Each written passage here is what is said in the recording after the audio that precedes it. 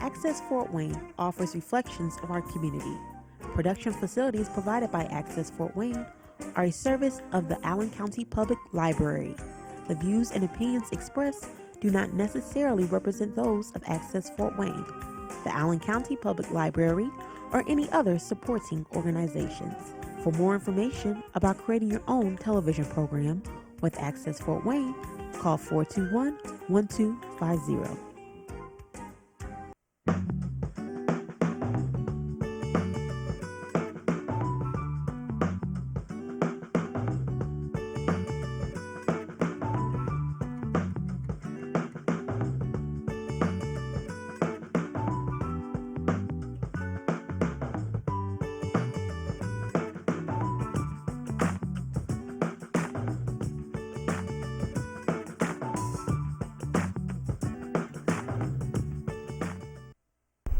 Hello, I'm John Dickmeyer. Welcome to Potpourri. Randy, who do we have for a guest today? We have a hero of mine, Grantham, the computer guy. And so he's the computer hero? He is for me. And how is he a computer hero? Well, I know what buttons to push, but I don't always push the right ones, and so he fixes what I do. So welcome, Shane. Thanks, John, and thanks, Randy. Shane, you do computers. What part of computers do you do? Well, I'll do software installations and troubleshooting, and hardware installations and troubleshooting, and also training with people, one-on-one or in a small group, to help you use your computer. And do you do anything with viruses? Yes, I spend a lot of time with malicious software, viruses, spyware, things of this nature, trying to disinfect computers, also trying to prevent infections, and try to help people stay safe when they're on the internet. How do you stay safe on the internet? Well, I'd say the best way, if you're using Windows computers, is have some kind of firewall on your computer. Also have a virus protection, and there's a lot of different options out there. If you're using a business computer, I'd just say stay off of things that are questionable websites. Don't install more programs than you need to have on your computer at one time, just the bare minimums. And I like to keep, if you've got an extra computer, play on that one, and then use your business programs on the business computer. So business on business and fun on fun. Right, if you have that luxury of two computers. And in the past, I'm not a games person, but in the past we've seen that sometimes games will attract viruses and other problems.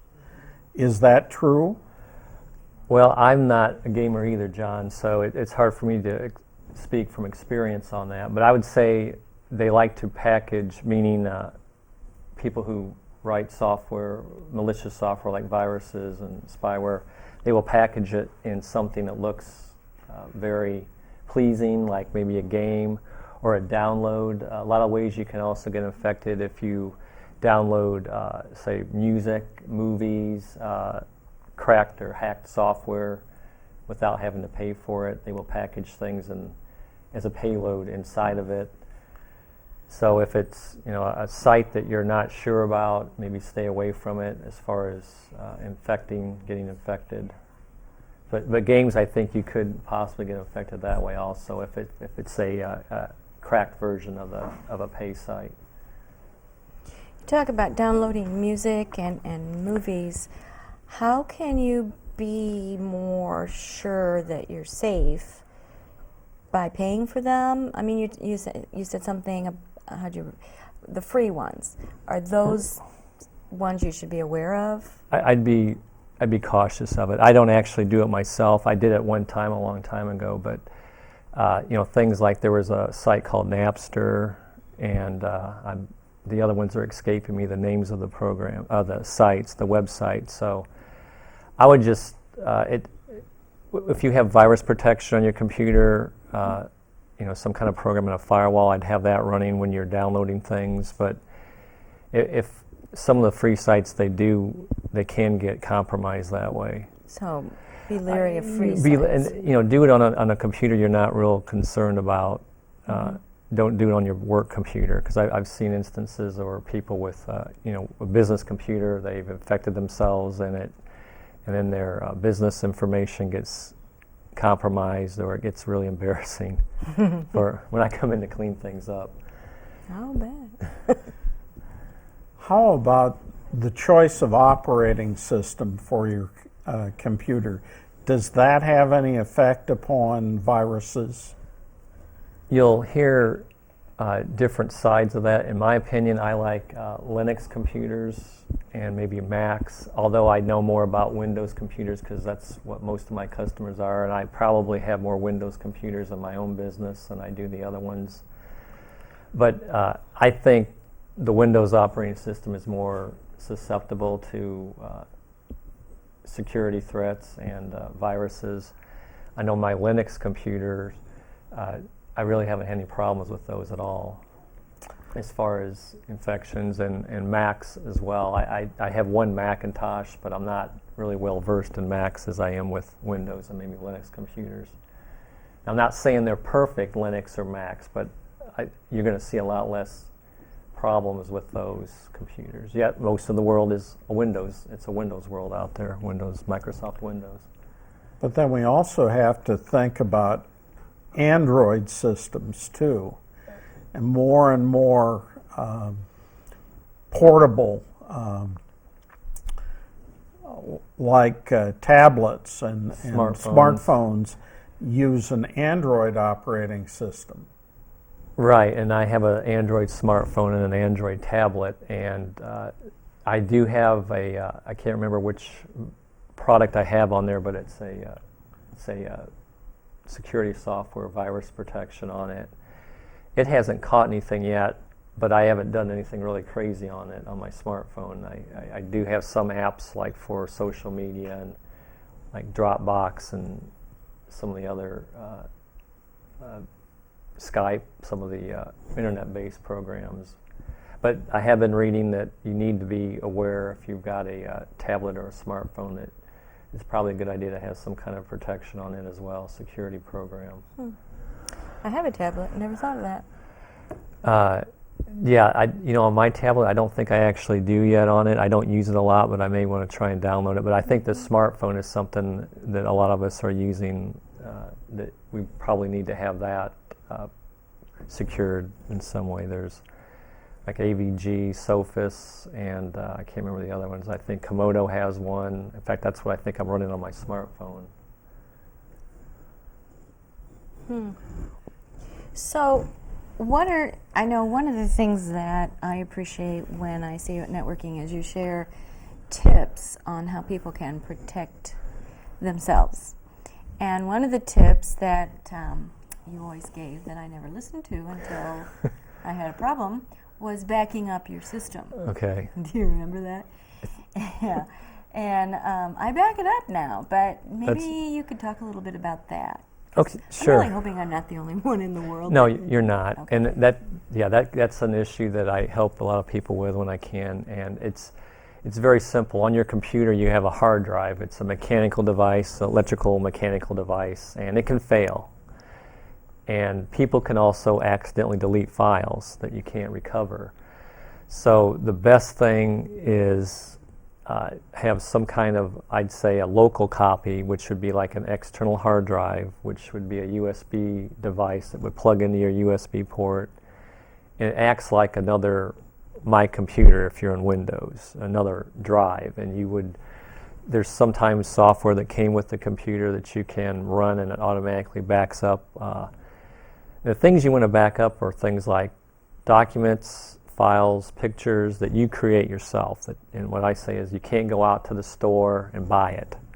Things you've created, I've created, John, you create things too.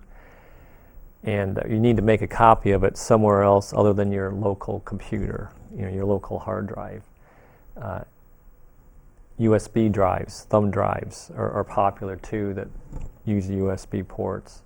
And the whole idea is that if the hard drive fails, if it gets stolen, it gets damaged, you've got another copy of your data somewhere. So it can be accessed again. You can start your business running again.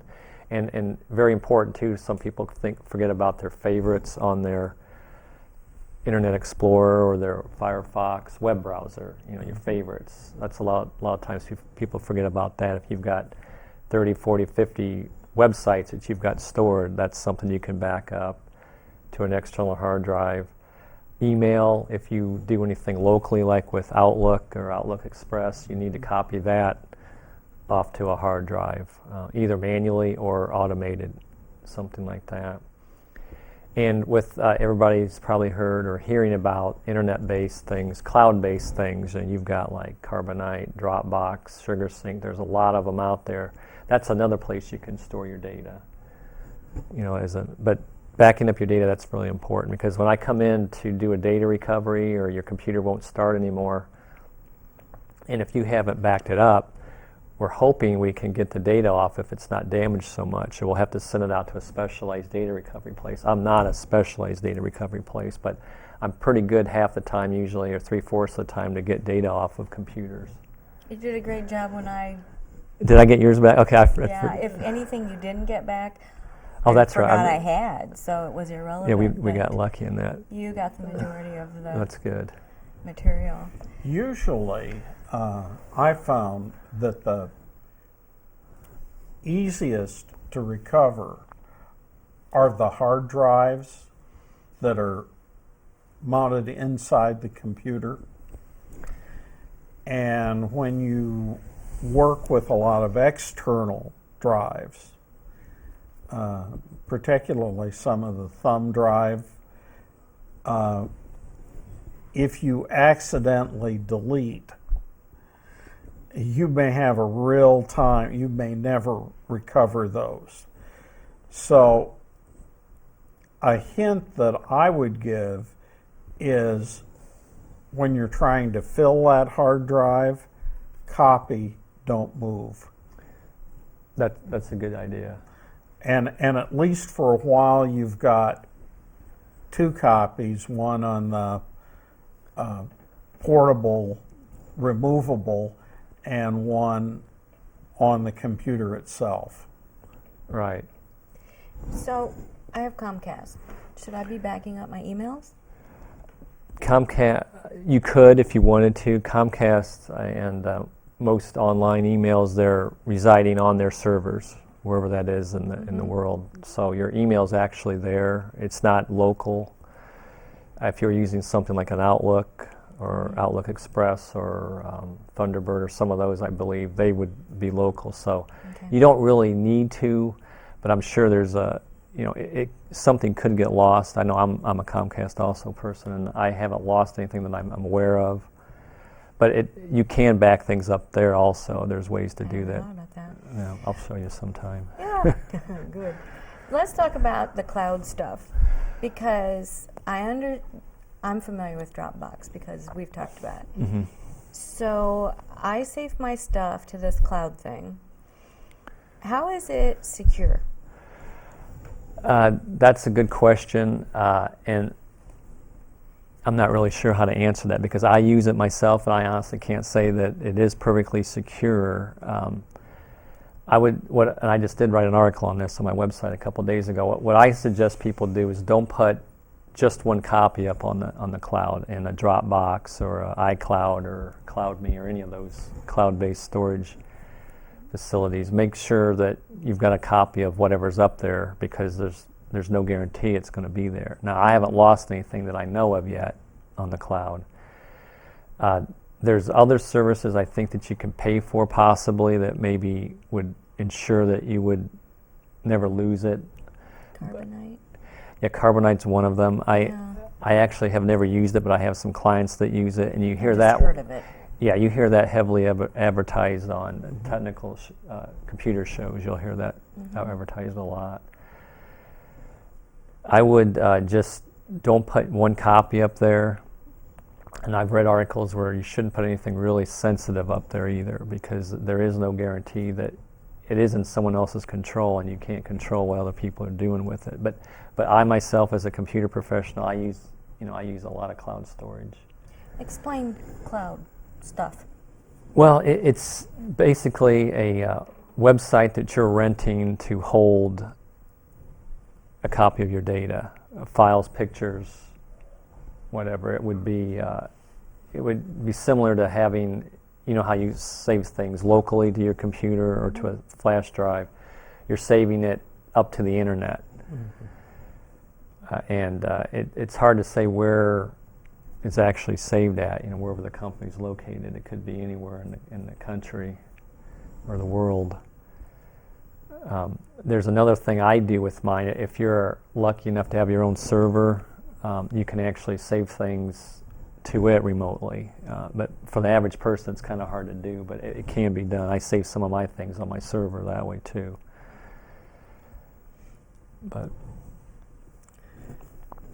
And it's probably more important for business applications that you save.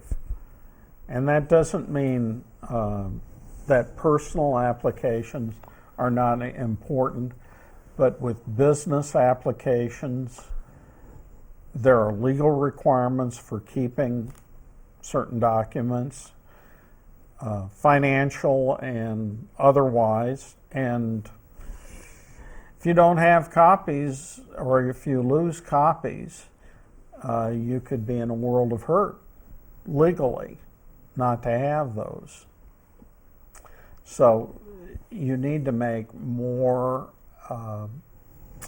careful consideration of the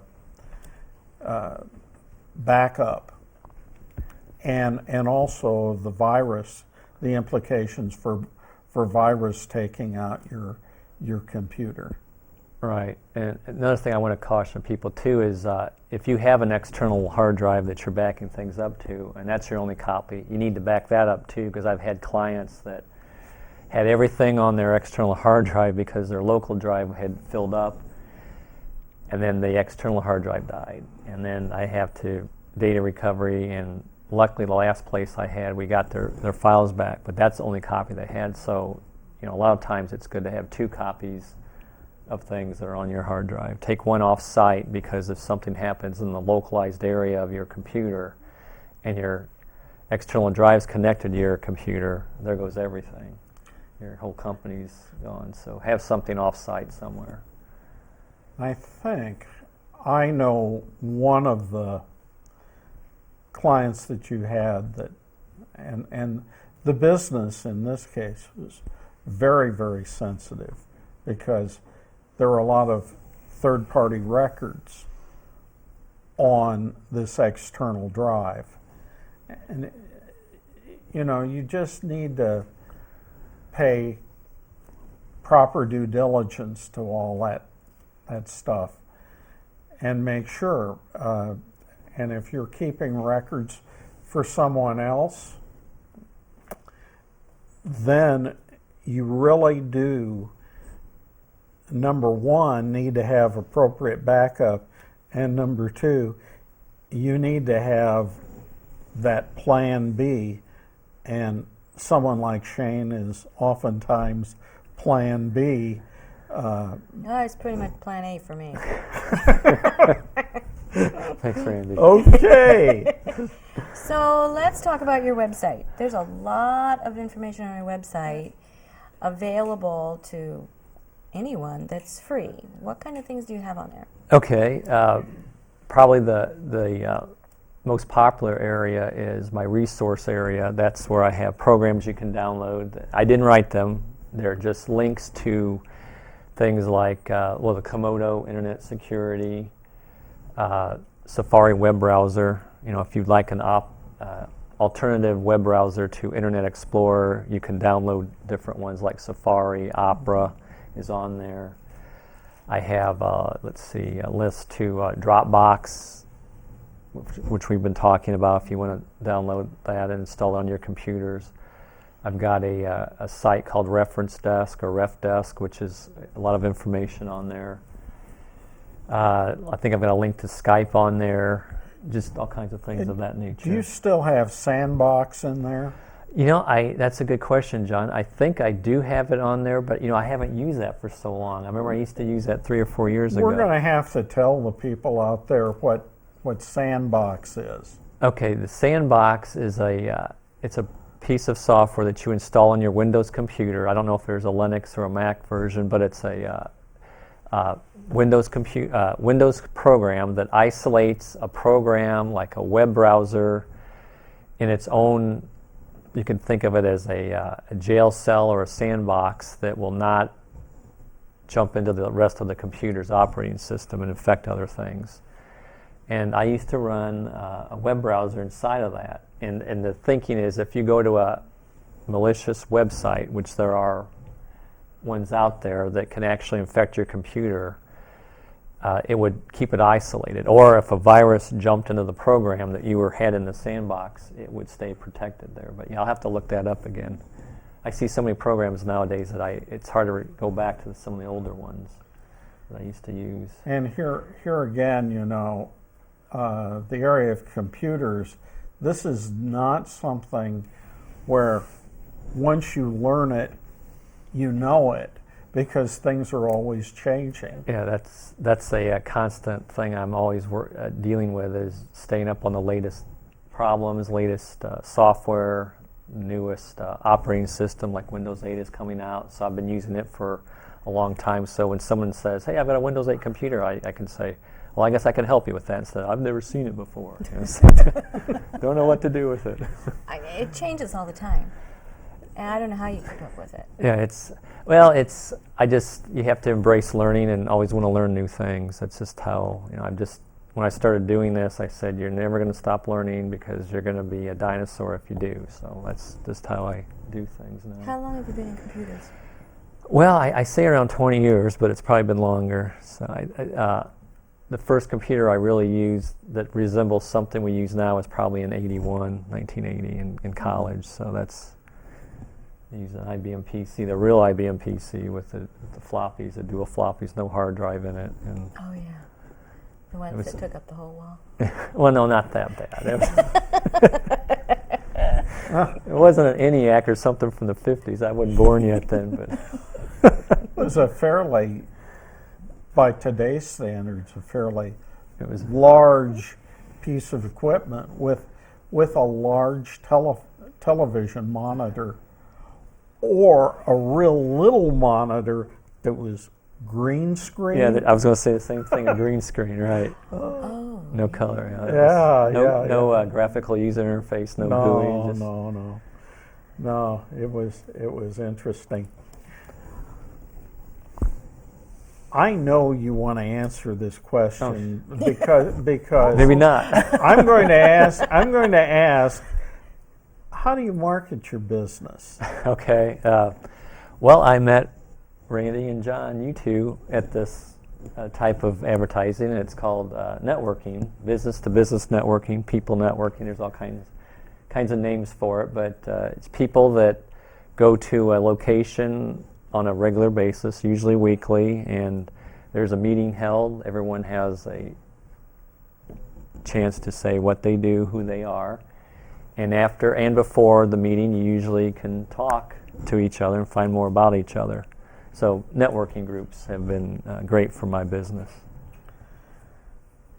And there's something else you can say about networking groups. But this has to do with your website. Oh, sure. Also on my, where he was going with that. I know where he's going to. On my website, I have a list under networking groups. It's a list of all the open groups that are in existence, all the what I call the membership limited, like the BNIs and the Chamber of Commerce groups. Then I have a list for the women's groups, and I think, and then there's a couple groups that have their own website, so I have a list of that. So a person who wants to start networking can go to my website, look at the list of groups that are meeting now, and I also added a calendar. You can actually see each day what group meets when, and a map is on there, and so it's all there for you to find out. So I'd encourage people to really start networking if they haven't.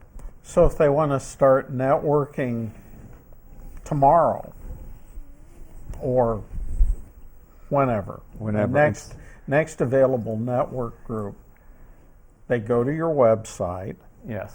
find a group, and how much is it going to cost them?